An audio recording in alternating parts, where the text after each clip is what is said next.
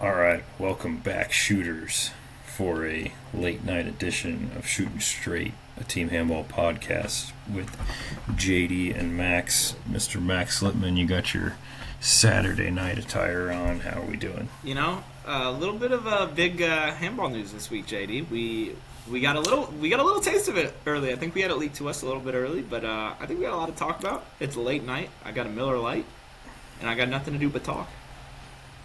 All right, well, let's get right into business then, and the big news of the day, the weekend, potentially the month. We'll see until more chaos ensues, but the formal announcement of the new head coach for the men's national team is going to be none other than our very own head coach, Mr. Mark Ortega.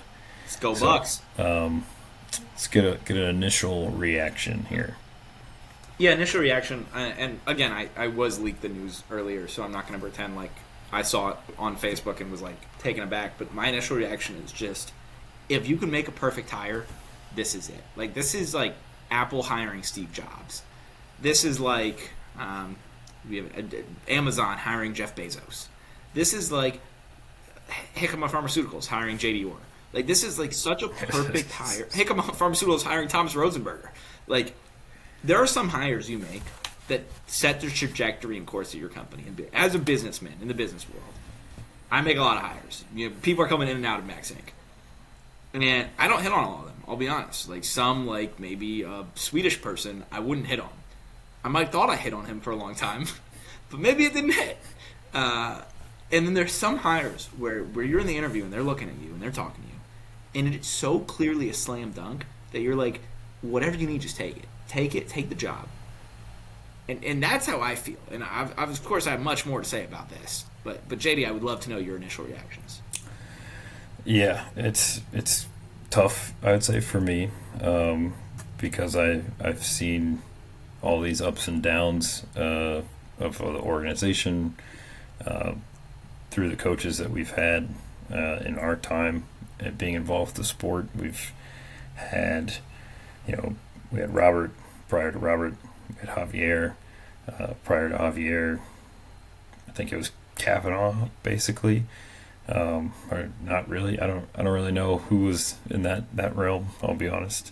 But at the end of the day, Mark, I wouldn't be here without Mark. Nor would I.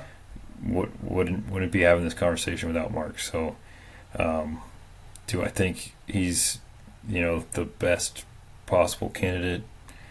Probably not. But given what we had, I think that's what we'll get into here a little bit, is about why Mark and why we got to him at the helm, because as we can tell from the internet is that there's a lot of people that don't like Mark.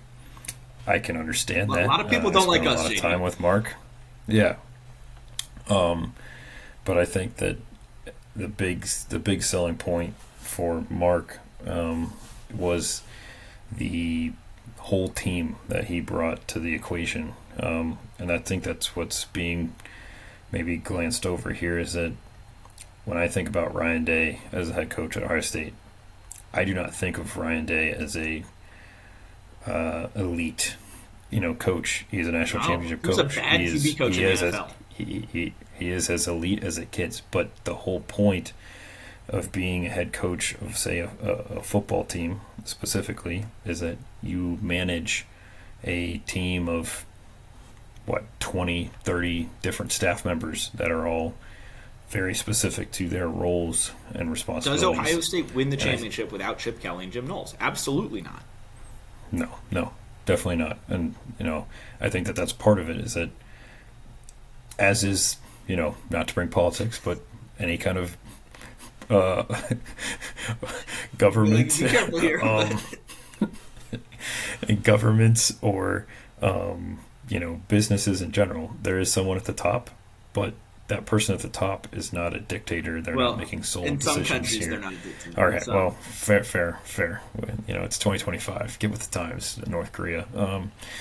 But it's one of those things that part of it is the fact that I don't know what the other bids for other individuals if they brought the amount of firepower that Mark has with his basically sales pitch for his team of coaches and staff members. And I think that that's really the driving factor here of the difference. And I can tell you that he went to Egypt and met with the IHF, and gave it them his sales pitch firsthand. And I'll say this much, as you know, having spent enough time with Mark, that there is not a better used car salesman than Mark. The guy can sell anybody on anything. So I think it's time to put the money where the mouth is, and we'll see how it comes to fruition here. But the IHF, they were on board with it, and I can tell you that I know of some of the other candidates that were in the mix, and they were credible, like definitely top notch. And I think the part that people look at Mark and they see, and sorry for my long monologue here, but they look at the fact that Mark, they're like, well, what about his coaching experience, blah, blah, blah, blah. Mark has been coaching at a decently high level for the better part of the last 10 years. As soon as Auburn opened, he moved down there, worked with Javier, helped run the Auburn program. Say what you want about it, but that was treated like a high-level training atmosphere. He then, gets the gig. He's coach of the junior national team. I went down with him to Paraguay. He won the gold medal with Rusty in Canada. That's the most impressive accomplishment of any coaching candidate is having Rusty win you a gold medal. It's insanity. And it's just, one of those things where you look at the, okay, all right, so you got these little nuggets here and there. Then he goes to Volendam in the Netherlands as part of the FCH program. His men's team finishes second, and he coaches the women's team to a championship or second place. I don't know. He was there for 3 years and took 2 teams to a title game. So, I think that's, say what you want about those programs, but and then Handball is more impressive than all of those. Coaches a Columbus Armada team to the Handball championship. So, and that's the other side of the coin here, is that you have the, I would say, empty promises, which is where he's, I think, burned a lot of bridges you didn't here go to Japan, in JD? Columbus. I did not go to Japan. I didn't even play in that game. But I think most recently for me, the big one is just how he conducts things. It's definitely tough to be on the same page with him sometimes, but everybody kind of buys in. And what was interesting to me was that we had I played for him for LA at the Super Globe qualifiers in Vegas. We had a very mixed team of people. I would say a lot of Europeans, a lot of the West Point guys, and a couple of us stragglers, I would say. And the European guys, unprovoked, came up to me and were like, man, I really like this coach. Like, he's got a really interesting approach to the game, and he's very calm. And I'm sitting here, I'm like, okay. Like, do we have the same coach? All right, if that's, I was like, he is those things, but like, that's not unprovoked to have them come up to me with that. I was kind of like, interesting. And then time goes on here that's basically the coaching duo there is Mark and Daniel Eggert, and I like Daniel a lot. You met his brother when we were in Tuna in Denmark. That was his brother. His brother was there. Yeah, his brother played for Tuna. They did a number on me. Yeah. Anyways, so it's one of those things that Daniel, obviously, strong background in Denmark and Germany. So and we've been very successful with Denmark backgrounds in USATH lately. So it just runs right in. Yeah, but it's just one of those things that, for instance, Mark was driving our goals back from Vegas and had them stored at his house and went over there to check on him because he has two houses here in Columbus, and the goals were gone. So it's just little things like that. But at the same time, when I started playing handball, he trained with me every single day, and you know, I can't emphasize that enough. That if there's somebody that's going to put in the time to make it happen, it would be him. And I think that's a big selling point here. As I realize that I didn't plug in the charger for No, but I'll go for a second. What endears me most to Mark, and I think you're going to agree with this, is that he has an uncanny ability that I think the three of us share, that not everyone has, which is to do anything, be anywhere, and be anyone. All three of us, we just do stuff. And there's so many people, be it in business and sports and handball, that just don't do things. He does stuff. He absolutely does stuff. He goes out on a limb. Does he fail? Absolutely. Do we fail? Absolutely. We notably have failed many times. Mark has failed many times. But he still goes out, puts himself out there. Like you said, goes to Egypt. He just does stuff. He's just places. And there's something to be said about someone who is not afraid to go out and do stuff and knows that that's the position we're in. Like, we're not in a position where, like, you can sit and rest on our laurels because we don't have laurels. We're in a position where we have to throw stuff at the wall because otherwise we're finishing last place. And I think he can he win us a gold medal at the Olympics? Absolutely not. But what we need to do is be respectable at the Olympics, and that is paramount to everything. And do I believe he will spend every single day until 2028 trying to make that happen? Yes. Do I think it'll succeed? I have no idea. I did say publicly on Facebook I did, but top 8. You did say. I did say top 8. You said top 8. So you're on the record. And I'll stay on the record. But Mark is going to put in that effort. He is going to do stuff. He's going to go to Europe all the time. He's going to be recruiting. He's going to falsify passports for people. Whatever. I don't care. He will be that guy. Like, check out the USATH passports. Mr. Donald, just keep an eye on. And I would rather someone do that than. And this isn't a reflection of Robert. I like Robert a lot. I've said this on the record many times. But Robert was not in the position to do that. He was not in the States. He worked 20 days a year. And Mark is the guy who will do that every single day of the year. He will call every single West Point guy. He will do anything to help this program now that he's the head coach. And I think that's very respectable, and I think it's what we need and why people like us should be empowered. Yeah, and I think the hard part for Robert, for instance, is COVID hit, and use it as an excuse or not, but he was obviously planning to have a lot more domestic, stateside related events as far as recruitment, pipeline, development and stuff like that, and it never happened. Never, he came over here a couple, like 2 times. Didn't really, and what was very funny is that all the players he'd come ask me about were all the guys that are from Europe that don't have a passport. So it's just kind of like he just throws his hands up in the air and whatever. We'll go back to the better waters for fishing, and it's one of those things that it's hard for me and obviously you and being the stateside Americans here, that I without a doubt can say that if you give me 100 random athletes from America, that I would take them over 100 random athletes from Europe.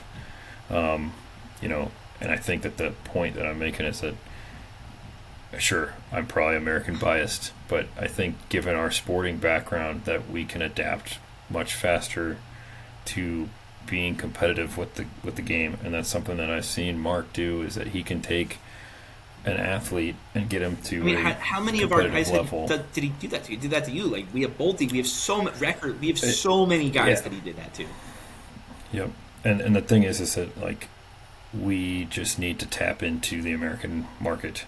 And there's no one better to do that than Mark people. Ortega, who can go to you. He can go to your NFL practice squads and take your practice squad guys. He's that kind of guy. He also, and this hasn't been mentioned at all, he has NBC contacts. He has way more media contacts at this point than anyone else. If we want any sort of media thing, like, Mark is the guy that is going to bring us there. They won't return my emails anymore. They'll return Mark's, potentially. Yeah, because he worked with NBC during the Olympics for this last go-around with Paris. So he spent, 2 months in Connecticut or wherever. I think it's Connecticut. It's a rave review. He got great reviews from what I heard. So, it's one of those things that he's been piecing this together for obviously a very long time. But, yeah, at the end of the day, where I was going was that we currently do not recruit any, athletes whatsoever. If we get guys in their late 20s, early 30s trying to, hey, why don't you come and give this a shot? At that point, it's too late. But, you know, one of the key aspects, obviously, in my realm is college and trying to get more college teams on the ground. And I think that that's something that Mark understands how to recruit on that front. I will say that with a caveat that I gave him a job on a silver platter at a certain Ohio institution that he Yeah. was unable to perform his duties, and things went pretty south from that standpoint. So I think we've talked about the Tiffin project. Not the most successful. Before. I will never go to Tiffin again. I don't know that we will need to, but it's one of those things that the IHF sees those kind of opportunities. They embrace it.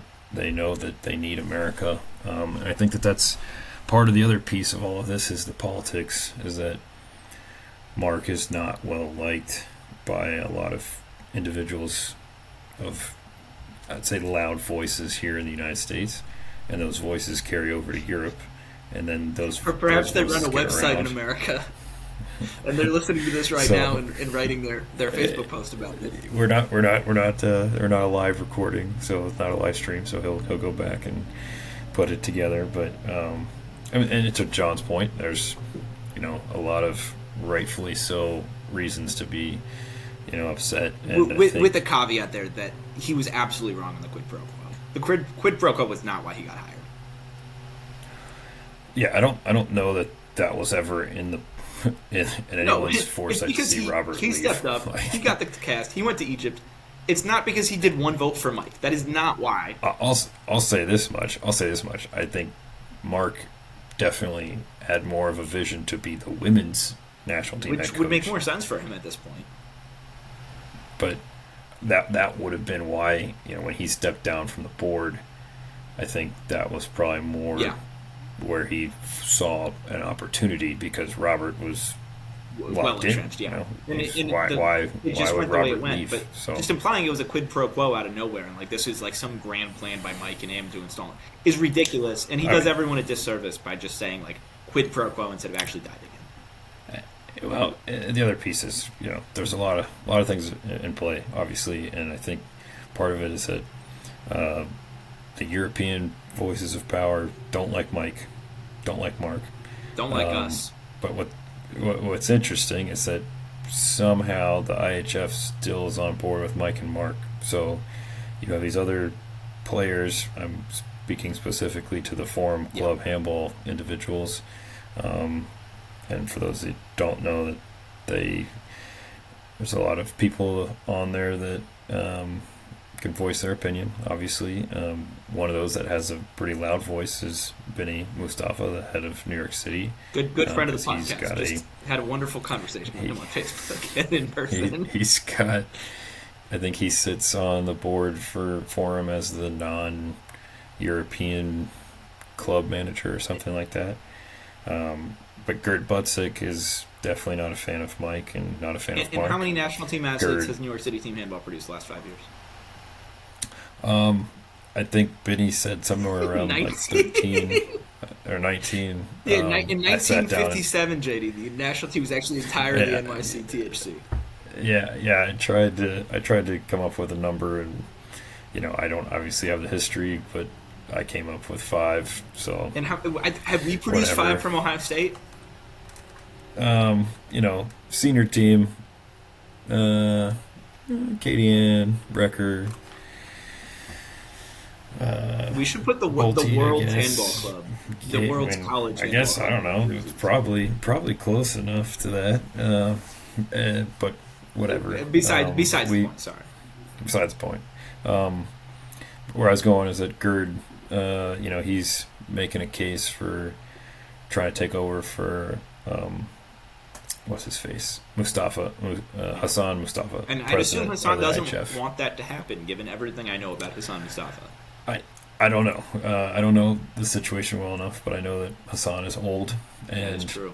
People say that. it could be it could be any time. The So, medical care in Egypt is excellent, though, so I'm sure he's in good well, hands. so he'll be okay. You've experienced But the Egyptian medical it's one of system those. firsthand, JD. I have know it near and dear, but it's one of those things where there's a lot of you know backdoor deals and things trying to be done to make sure it's easiest for him to be in a position of power. And Mike is Mike, so he's a very big adversary to anybody just because of the knowledge and the lawyer talk that he has to And I kind of think that's control good. a room. I don't want someone that's just going to roll over and just like, just take it on the chin. I want someone that's going to fight. I want someone that's going to be like, you know what, like these guys have it wrong, and I think that's what we're doing. Like, clearly, it's not a Yeah, acrimonious relationship with the New York Cities of the world and the foreign club handballs of the world. Yep, yep. And I think that that's where, like, obviously, like,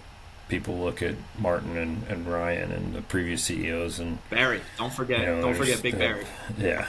So it's just one of those things where they were like, oh, everything's fine, and Mike's coming in here and doing these things and stirring the pot, and The pot had to be stirred.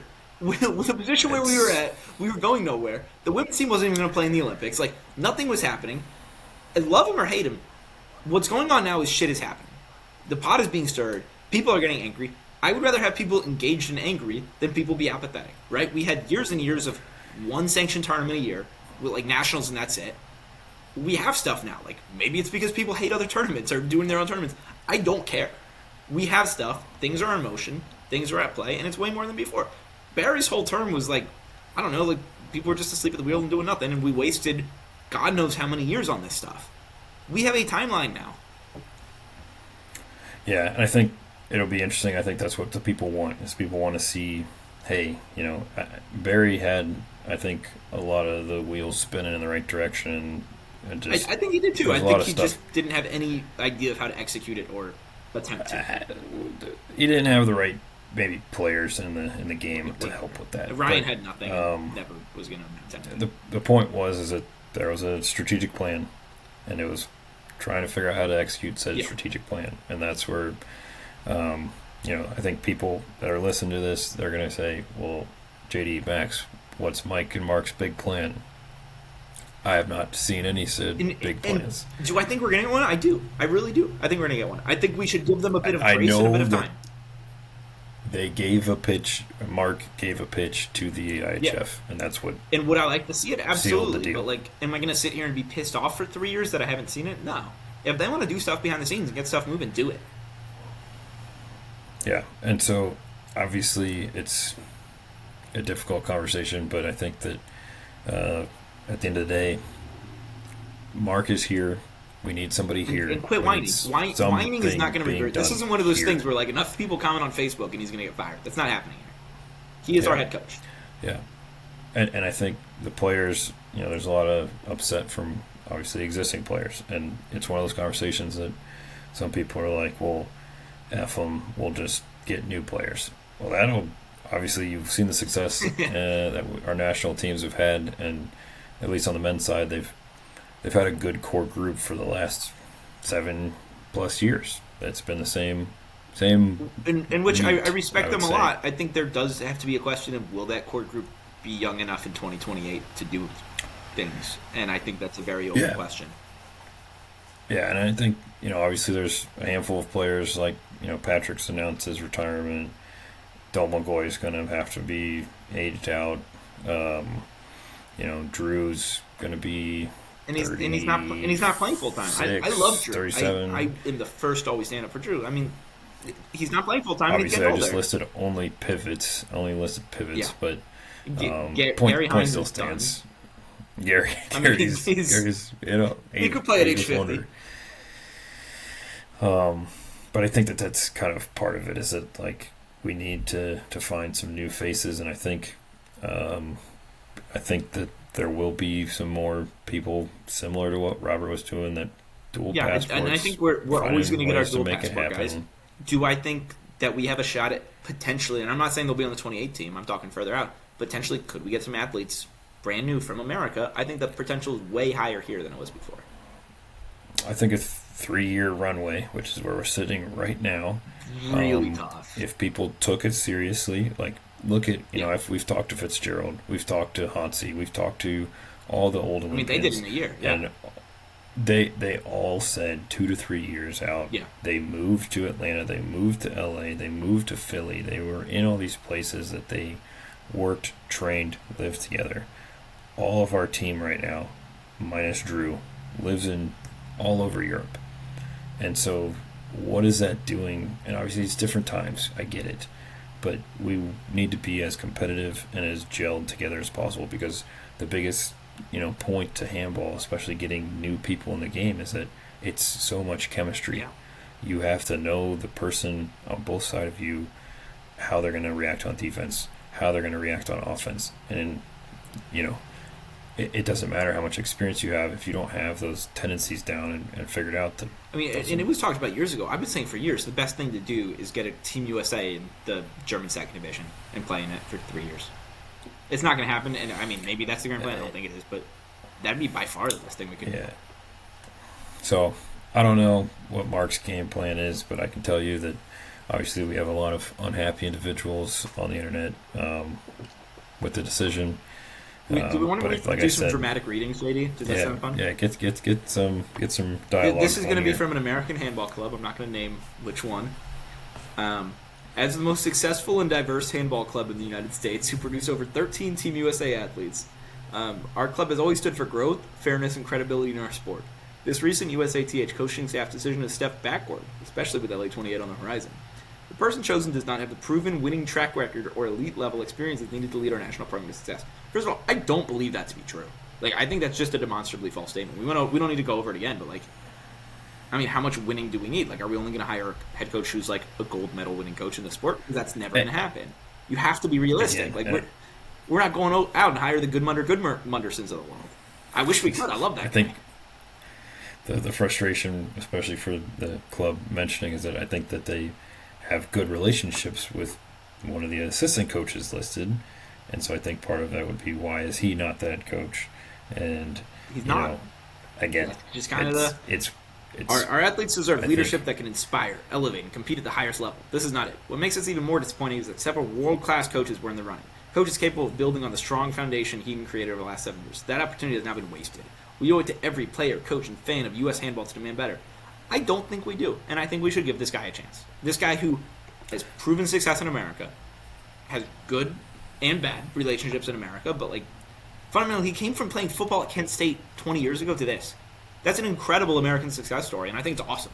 I truly think it is fantastic that he went from being a wide receiver at Kent State, couldn't read, couldn't write, was doing nothing. Kent State. To being the head coach of USA Team Handball. And I mean, that's what we joined the sport for. And for those that don't know Mark's full story, is like, he and his family, they would go to the Olympics every year, every 4 years. They'd go to every major sporting event. They'd, do a lot of mission work for the church and whatnot. And he wanted to go to the Olympics. He wanted to be an Olympian, and he looked at the two options of what the easiest pathway to be going to the Olympics would be, and it was handball and boxing. And he didn't want to go into boxing. And so he found a guy, Christian Zaharia, former USA Team Handball CEO. I don't know what his official title is. John will probably correct us. But he moved down to Miami to train with Zaharia. And Zaharia is the dude that orchestrated the whole French League Final Four fiasco. That was awesome. I wish we could roll that back. A little bit of a weird situation there, but I mean, Mark's first handball playing position was in the North Pole of Norway, Alta, Norway, and he bounced around all different countries. Went to Norway, went to Portugal, Spain, Egypt, Germany. Covered a lot of ground, and played on the national team all during that time. And I think that's where, he's not a nobody in the sport. He's had the high-level coaching. He's done the coaching certification. I think, again, the big thing here, in my opinion, is that if you're looking for that high-level handball conversation, you have Eggert and you have Dave DeGoy. and that's where that And people are if always there's going, concerns there, people are always going to discount his experience because he's from Ohio. Like that, it's just fundamentally nothing he right? can ever change. People like the people we were talking about, and like Benny and crew, are always going to discount him just because he's a kid from Ohio, just like us. Yeah, We know it. there was a kid from Ohio that he's kind of a big deal. Just a kid from Akron, but We could use nobody him on the nobody team. That hasn't been talked about ever. yeah. Yeah, maybe Bryce Maximus. But point being is that, like, Mark on paper, I think there's a lot there. And again, he's coached at all levels here in the United States. And I think, like, I've personally talked to David DeCoy uh, when he was applying for CEO of USATH Handball. And, uh, I talked to him just, he and I had a conversation, and I genuinely did not feel that he understood what he was signing up for. Which is Like, not. I did Yeah, not. Granted, this was, whatever, several years ago. And I think that's a big problem with the European mindset, is that they see this every time you ask a European, oh, the U.S., that's an interesting project. Very interesting. I'm interested. because they have a system. Okay. They know we don't have a system, but they don't know what that means. They Yeah. have clubs. They know we have clubs, but they don't understand what our clubs are. And our clubs fundamentally just work so different. And I'm sure I'm preaching to the choir here, and everyone knows this. But I've talked to Europeans who be like, "You don't have a junior program? You don't have a youth program?" No, we have 2 cities in the country with a junior team of any sort, and we're a big country. And it's Detroit and San Yeah. Francisco. Martin, love the guy, great guy, but like those kids are not becoming Olympic quality. Aaron Wolfblum today, you see that video? Jesus. I saw him tear his ACL. Did you watch it? So I did. Oh, So he it's did not tough. need to post that, man. That was No. I was that was That's me watching also- Josh it's just Forstoppel tear his tough. ACL in Chicago. Oh, jeez. Anyways, but they don't but know what they're signing I- up for, and that's why they're the assistant coaches. I think that's great. Get the experience, get the years and years and years of high level coaching there, and then have a CEO who knows how to build a program, and then have a CEO on top of that who knows how to grind. Yeah, and I think that's part of it, is that somebody has to come in here and understand the infrastructure. Yeah. Like, the amount of times I sat down with Robert and Andreas and I walked them through the American sports model, and it was just like, deer in headlights sometimes, and I'm just like, look, I understand that this is a lot, but, like, this is what we're up against. And I think they both saw that, Robert and Andreas, they saw the potential, and It's there. It's not good. The potential hasn't gone but anywhere. To be very clear. right. But again, when you're talking, to your point, you're as the head coach, you're only working 20 days a year on this. It's like, well, that doesn't. You're not really, tapping the potential. You're worried about the next tournament. And to his credit, and like I said, I give Robert credit all the time. He did fantastic at that. There was no one better at Yes. overperforming Yes. with bad teams at tournaments Yes. and winning. With no support. But unfortunately, that's Yeah. not what we need to do. And we talked about this at the time last year. Like, that's great, but that's not going to build us a sustainable model. Like, there still aren't kids at home seeing, like, oh, the U.S. beat Belgium, I'm going to start playing handball. That just didn't happen. A lot of reasons why, buried on ESPN3, what have you. But, like, do I believe that this new regime could theoretically do better at a kid seeing handball played in the U.S. and say, I can do that and play? I sincerely do.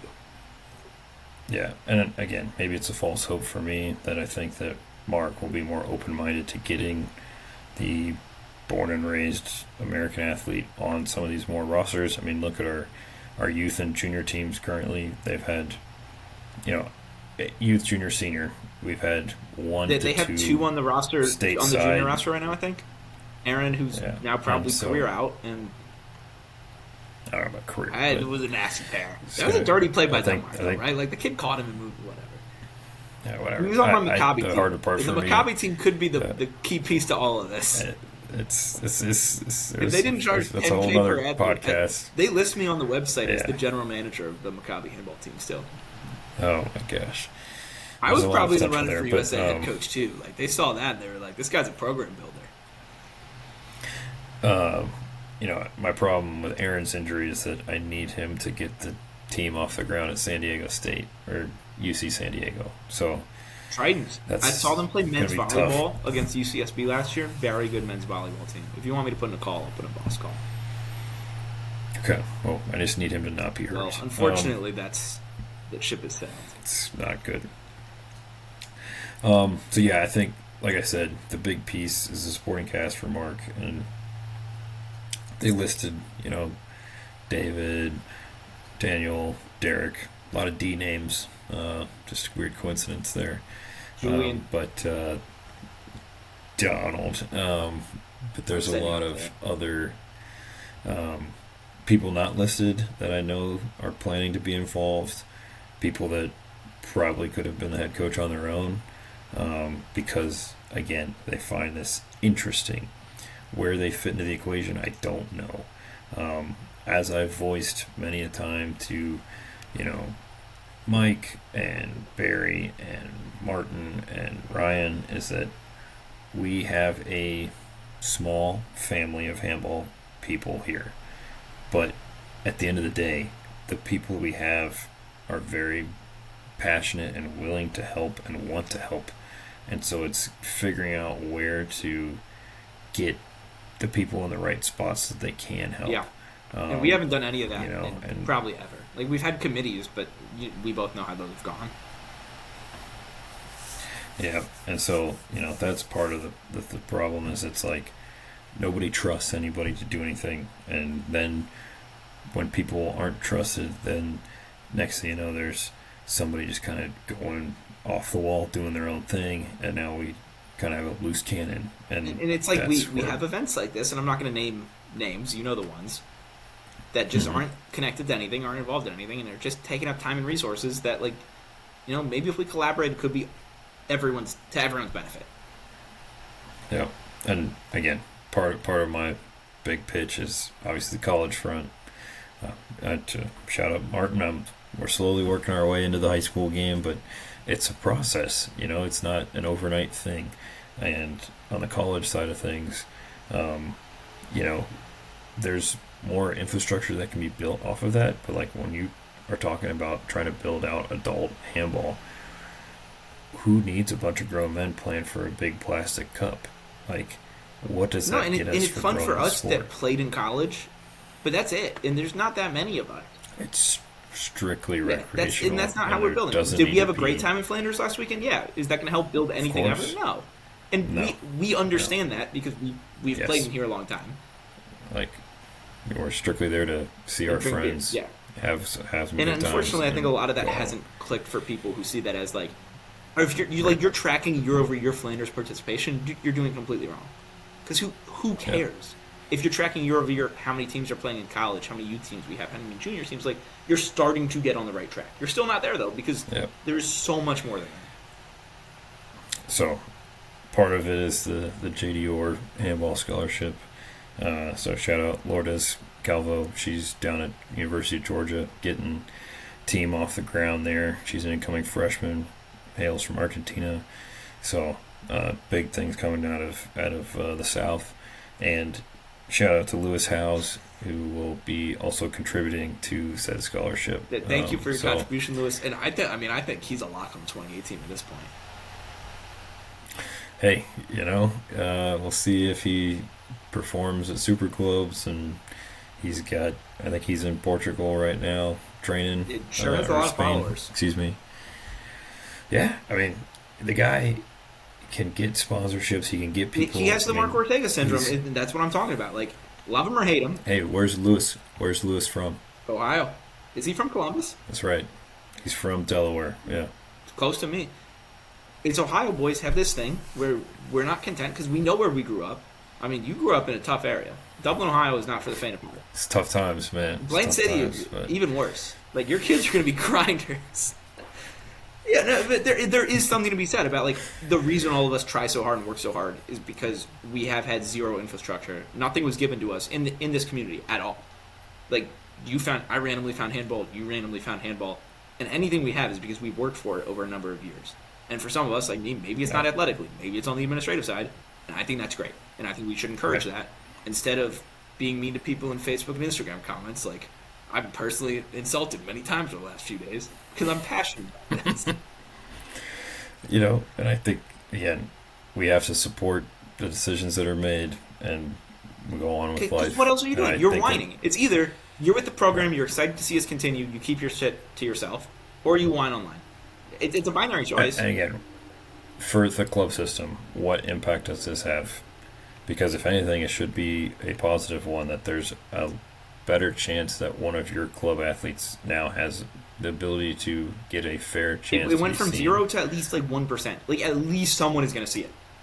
You're telling me your club guys are going to play for Robert? Like that's simply not true. Unless your club has Drew Donovan on it, which is an asterisk. Very clear that you have to have your players playing in Europe for them to get the time of day. If I didn't have someone that's 6'5" and left-handed, it was not worth their time. And I mean, we lost kids like that. Like, when's the last time Bolte played?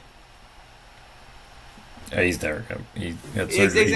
Exactly. But like the point being, like he never had a shot. Yeah, and the list goes on. You got a lot of people in the program that I think, like for instance, Gary Phillips, one of the better. I think he absolutely should have probably a shot. The best college player that's been through in a long time, and he played at the Emerging Nations tournament and basically took over minutes for Joey Stromberg and performed.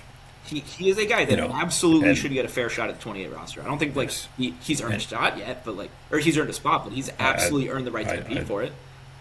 I love Gary. I think he's a great athlete, and I know that you can talk to Gary and he'll tell you that he's good, and there's more of him out there. And there's more of him on his own team that are out there. Gary was the third string quarterback at West Point. West Point doesn't even. They don't even throw the passing offense.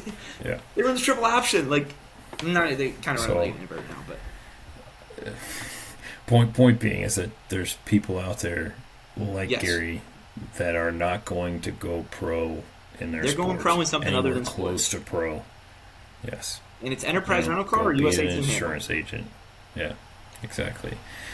So that's I think the point that's being made is that if we have more of a presence here, that we can have an opportunity. And I'm not asking for an Auburn situation. I just want more regional identification activities that can open the door for people to say, hey, with the right marketing, we can get the word out and we can get key people in the door trying out with a chance. And whether there's any even realistic chance or not, it's at least somebody trying. Because the number of times people come to me and they're like, hey, where do I try out? And I say, go move to Europe, go play in the German play fourth for division, 3 years, get some video of yourself, and then work your way up. And the worst part is Nick Zarakos, perfect example. This guy went from being a javelin thrower in college to playing first league Spain. Insane. Is he even on the roster? No, he's playing first league Spain. Not even on the roster. Success begets success, right? Like if we had success on this, right? All of a sudden, people in your town, they know about that. Hey, that guy I knew, in high school, who was the third string quarterback in high school, he's on the national team now and going to the Olympic. He's going to. What does that make you do? Yeah. That makes you go out and look up the sport and play and look at that. And there are 30 people that could have that in their communities. And instead, we have that weird dude from high school, he's playing Europe now in some sport I've never heard of and whatever, I don't give a shit. Success begets success, and we do not have that success. And it's really unfortunate because everything is there. I mean, we've played with NFL players. I locked up an NFL player in beach handball for a couple of hours. Shout out Quan. One of the weirdest scenarios. Well, I tell people that they're like, "Yeah, no, you didn't." Like, I held him scoreless. Yeah, he did. He ran the second fastest 40 in college. And I ran probably a 7-second 40. Duck-footed the whole way. Unfortunately, we have our issues athletically. But I think Mishi had reached out to me. I probably had 30 people reach out to me asking for my opinion on all of this, and they want to know how many people applied and all these things, and I don't have that information. It simply doesn't matter. If Goodmunder applied, so what? It's not changing now.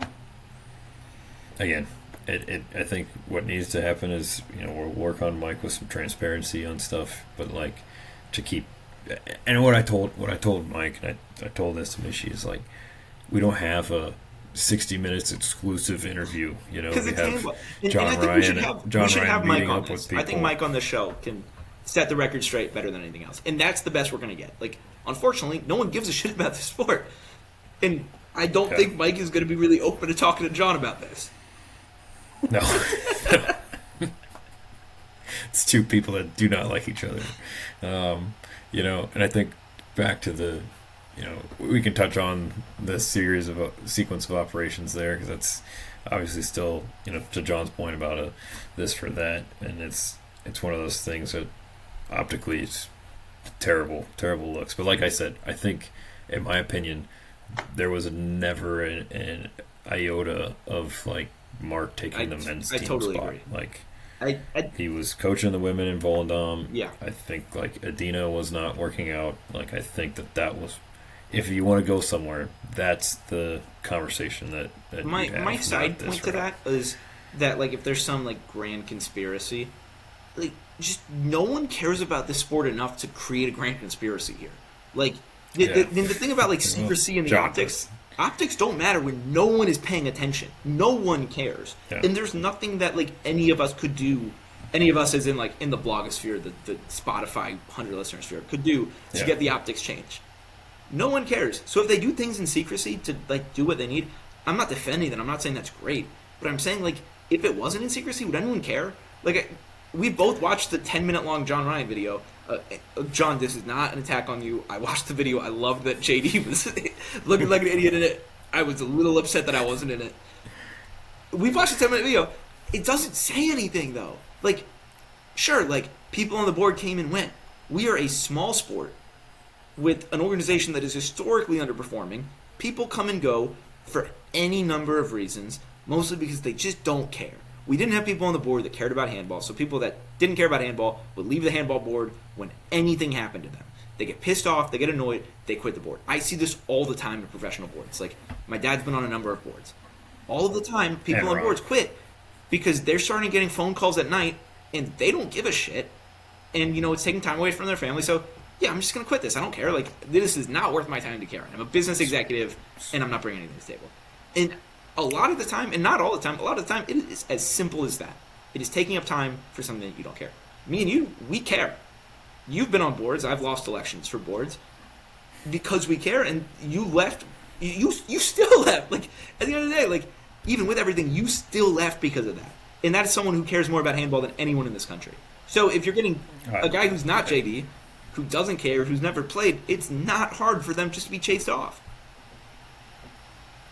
Yeah, and I think that's a big driver of like the struggles that our CEOs have had is, the board. Yeah. When I was on the board, I had never been on a board. My wife comes from, an agricultural area where it's Robert's Rules of Order, very regimented, meeting how to handle things, and we didn't have that. And she'd listen to these meetings and be like, freaking, what's going on here? And I'm like, I don't know. I don't know what's supposed to be happening. And I'd send out emails. I'd get no response, no action items, no drivers, no nothing. And I thought being on the board, I could have influence and maybe like help steer some conversations. And if you realize that, someone who doesn't care about handball would have realized that and really gave up. Right. And so that's where you look at the other board members that we've had, and they're just on there for, the clout. Well, there's no clout because it's not worth anything. A LinkedIn post, you don't even get a benefit. Most boards, you at least like get a benefit. There's no benefit to this. Maybe in 28 they'll get a ticket to like a third-rate Olympic event. And that's where the hard part is, that the board has to be policing the CEOs. The board has all the power. If the board wanted to fire Mike right now, they could. Clearly, they're not. I don't know that the board knows that. Yeah. Like I don't know that the board understands that they have the power, and I think that that's part of it. Is like, nobody cares enough to really like stick their neck out in front of this, and that's what we need. I mean, that's where it'd be interesting. While you're talking there, I was thinking, what if we asked Martin Brannick or Ryan to come on and tell theirs? I would love that. We get all the sides. I would love to hear Ryan and Martin Brannick. Would they come on? Martin, I would say probably not. I don't know how you are with him. I haven't talked to him in a long time. I don't know. I'll text him here and there. I have absolutely nothing against him. I think he's a great guy. I have great times with him. I think he wasn't what we needed necessarily to lead the organization. Ryan, I think, was woefully underprepared, and I will say, I think he never wanted to necessarily be here, and it didn't work out, and that's okay. And I think a more competent board would have known that from the get-go. I think the Martin situation, I think, got a little out Yeah. of control with the spending, and I think that's part And I of don't fault him for part of that. the Like, it's issue. tough. Like, you got to spend money to do what we want done. We both know Uh, that. We both lost a lot of money on this stuff.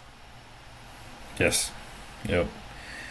Um, but yeah, as far as like why Mark was selected, I think it all has to do with whatever pitch he's put together. The IHF bought in. You know, I saw Mike the other day, and he was basically telling me how the IHF's on board with this. The IHF's And I think we should be happy he they and are. he and the I IHF would are on much good rather have the IHF on conversations. board here and happy with us than anything else. But there are bad people at the IHF that don't. I shouldn't say bad people. There are people at the IHF. There probably are some bad people, but there are people at the IHF that I know in my conversations with them are not actually interested in trying to help us. The amount of times that I've put together proposals and presentations when they've asked me for, hey, what would you do if I gave you 25 grand? What would you do if I gave you $40,000?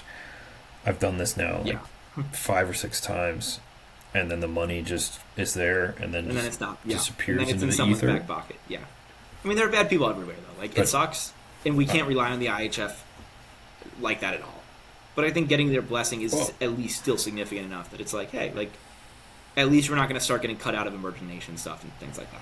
yeah, and I'll just name names here. Is that Jean Briot is our point of contact for the IHF. He's our USA liaison. He's supposed to be the one the IHF has denoted as focused on helping to grow the sport in the U.S. Jean has been to Columbus. I've met with Jean many times. I've talked to him on the phone. Uh, he's knighted. He was former president of the IHF. On paper, absolutely. Like, the dude is the man. The problem is that, again, it comes down to somebody actually has to really care about what they're doing here in the U.S. And when you live in Europe, you're on a different time zone, you're doing different things, you see a different way of life. You don't really get into the nitty gritty. You don't see anything. You don't want to ruffle the feathers. Yeah. And for Jean's situation, he's mid to late 70s. I mean, he's essentially retired doing it as a hobby, and so And it's it's like, just unfortunate that, like, that's what we got. Because it shouldn't yeah, be that way. But like we both know that's that, but it's right. what we got. It's handball in the U.S. If you had somebody that was young and hungry, they could probably be freaking turning this sport on its head. Yeah. I mean, I we mean, wouldn't be on the last page of ESPN 3. I got an email literally yesterday from TV2 in Denmark asking me about media rights because they're like, hey, we're rekindling some conversations that you had about getting media rights, and I'm like, I asked about that 5 years ago, like, Media what? rights for the Danish league?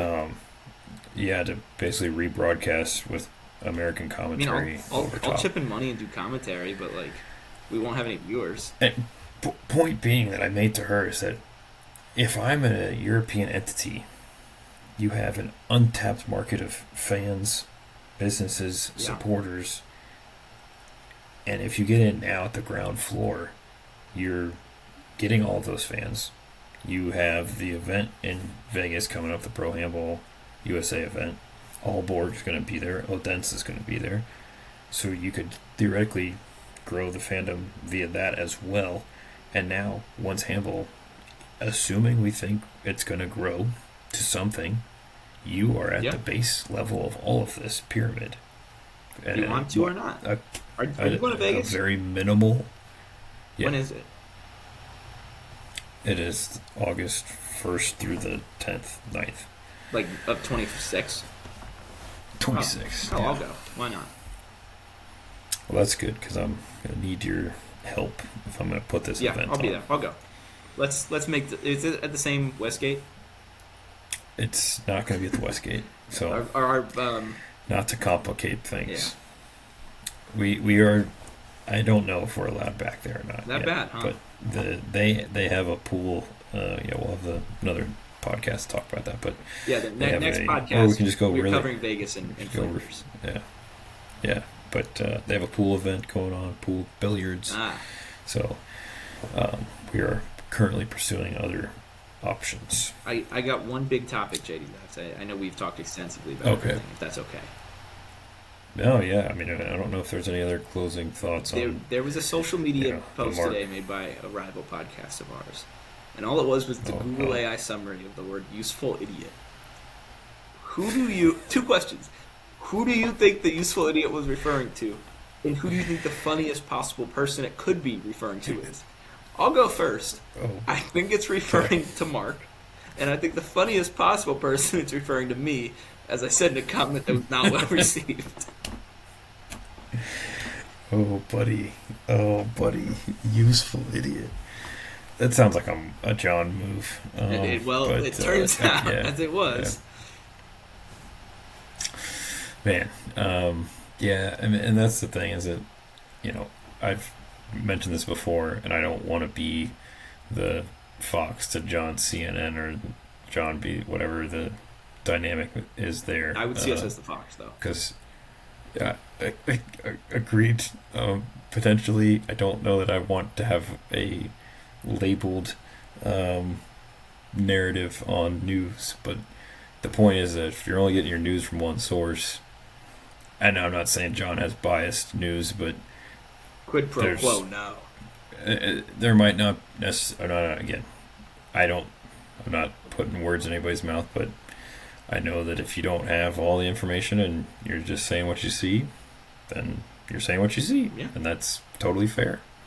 And if you see something else that somebody else doesn't see, then that person should probably say something. If you Is see kind of what someone I'm say getting at. something, So it's kind of a base thing that we got to talk about. that's a big thing in safe sport. No, and See something, say I'm something. certified many times over. Mm-hmm.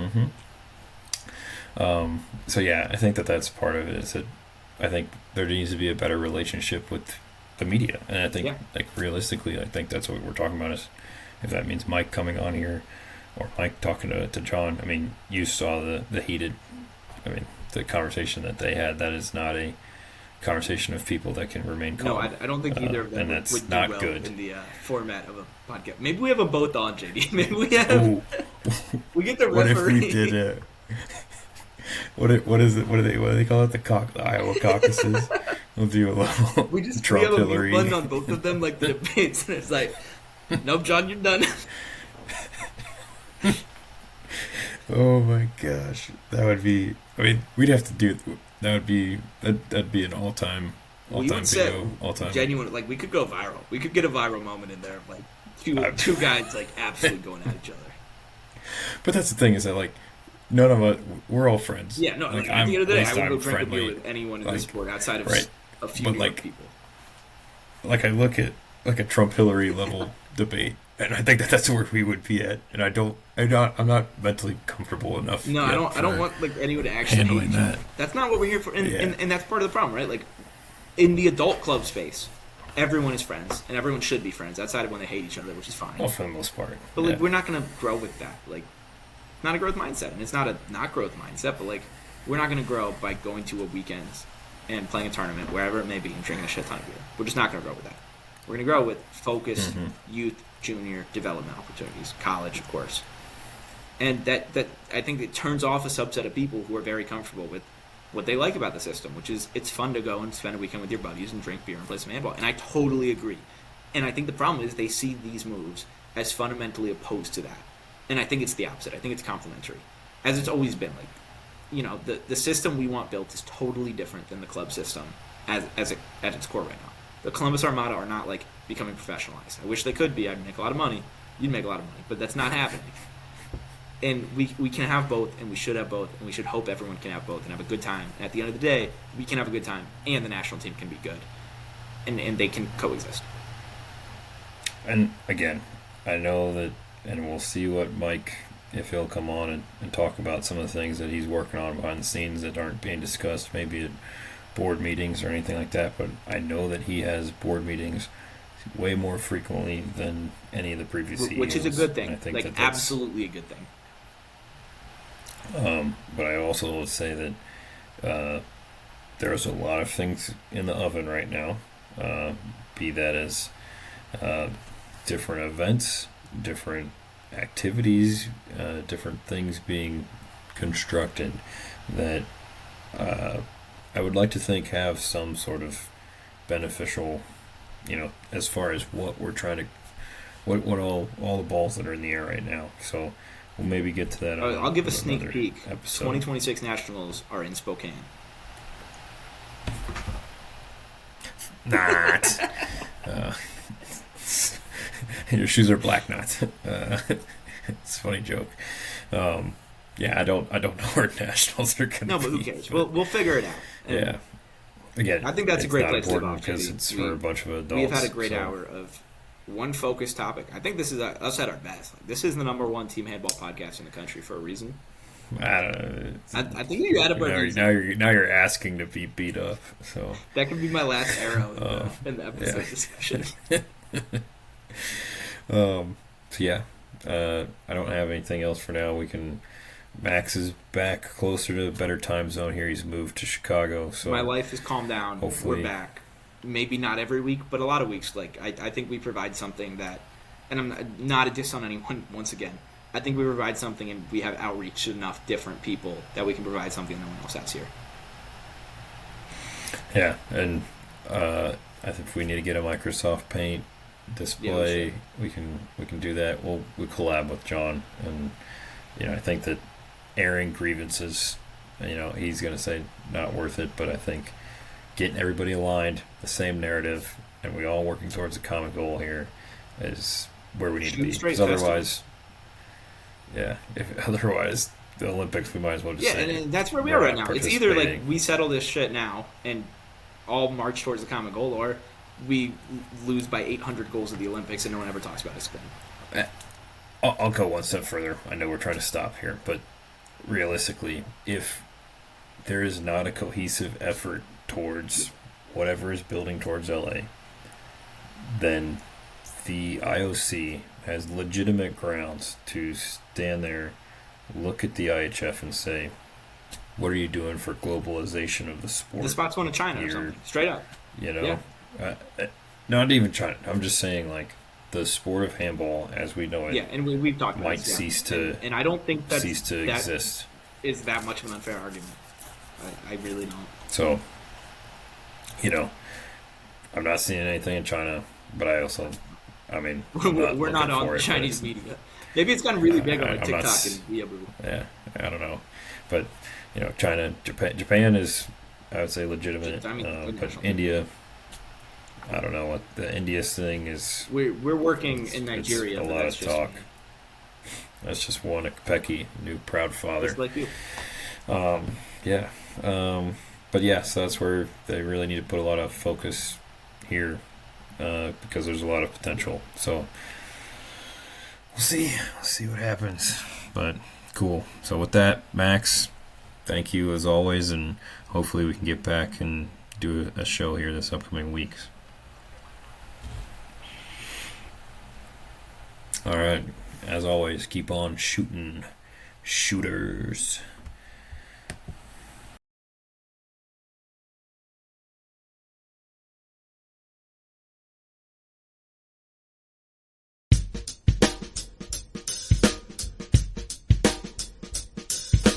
This is my story, my name